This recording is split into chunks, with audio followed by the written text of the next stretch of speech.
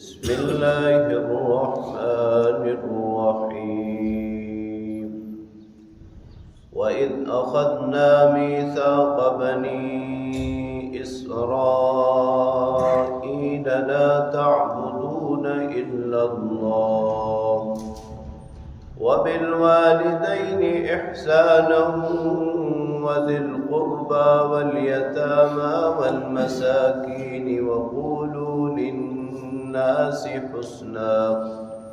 وأقيموا الصلاة وآتوا الزكاة ثم توليتم إلا قليلا منكم وأنتم معرضون صدق الله وصدق رسوله النبي الكريم۔ سورہ بقرہ کی آیت نمبر 83 کی تلاوت آپ نے سماعت کی۔ ترجمہ سماعت فرمائیں۔ وَإِذْ أَخَذْنَا مِيثَاقَ بَنِي إِسْرَائِيل، اس وقت کو یاد کریں جب ہم نے یعقوب کی اولاد سے یہ عہد و پیمان لیا، لا تعبدون الا اللہ، کہ تم اللہ کے سوا کسی کی عبادت نہ کرو، وبالوالدین احسانا، اور والدین کے ساتھ اچھا سلوک کرو، وذی القربى، قرابت داروں اور رشتہ داروں کے ساتھ، والیتامى، یتیموں کے ساتھ، والمساکین، اور مسکینوں کے ساتھ بھی اچھا سلوک کرو، وقولوا للناس حسنا، اور لوگوں سے اچھی بات کہو، واقیموا الصلاۃ، نماز قائم کرو، وآتوا الزکاۃ، زکوٰۃ ادا کرو، ثم تولیتم، پھر تم پیٹھ پھیر گئے، الا قلیلا منکم، مگر تم میں سے بہت تھوڑے لوگ، وانتم معرضون، اور تم اعراض کرنے والے ہو۔ بنی اسرائیل سے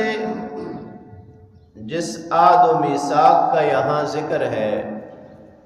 وہ تورات کے نزول کے ابتدا میں اللہ رب العالمین نے لیا، یعنی جب انہوں نے مطالبہ کیا کہ اب ہمارے لیے کوئی قانون ہونا چاہیے، کوئی احکام، کوئی شریعت، تاکہ ہم اس کے مطابق زندگی بسر کریں، تو اللہ تعالیٰ نے حضرت موسیٰ علیہ السلام کو تورات عطا کی۔ تو تورات اتارنے کے بعد اللہ رب العالمین نے ان سے یہ وعدہ لیا، اور اس وعدے میں سب سے پہلی چیز تھی توحید، خالص اللہ کی عبادت۔ انبیاء علیہم الصلوات والتسلیمات کی دعوت کا بنیادی نقطہ توحید ہے۔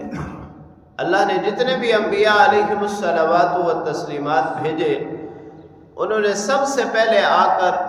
اللہ کی مخلوق کو، امت کو یہی سبق پڑھایا کہ اللہ کے سوا کوئی معبود نہیں، عبادت صرف اللہ کی کرو، اللہ کے سوا اور کوئی عبادت کے لائق نہیں۔ پھر حقوق العباد بھی سکھائے ان کو، اور حقوق العباد میں سب سے اعلیٰ حق، سب سے بنیادی حق والدین کا ہے کہ والدین کے ساتھ اچھا سلوک کرو، اپنے قرابت داروں اور رشتہ داروں کے ساتھ اچھا سلوک کرو، اور معاشرے کے جو کمزور طبقات ہیں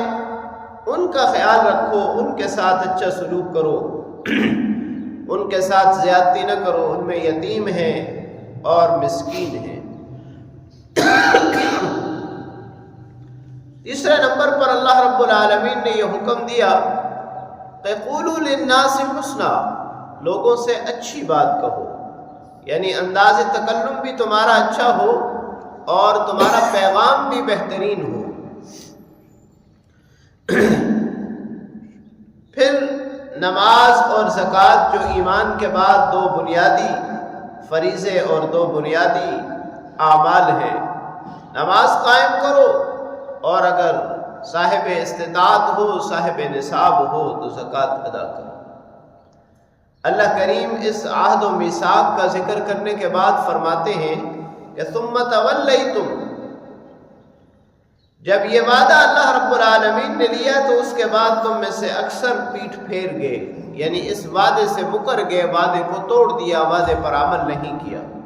الا قلیلا منکم، ہاں تم میں سے بہت تھوڑے لوگ ایسے تھے کہ جو راہ راست پر قائم رہے اور صرف اللہ کی عبادت کی، انہوں نے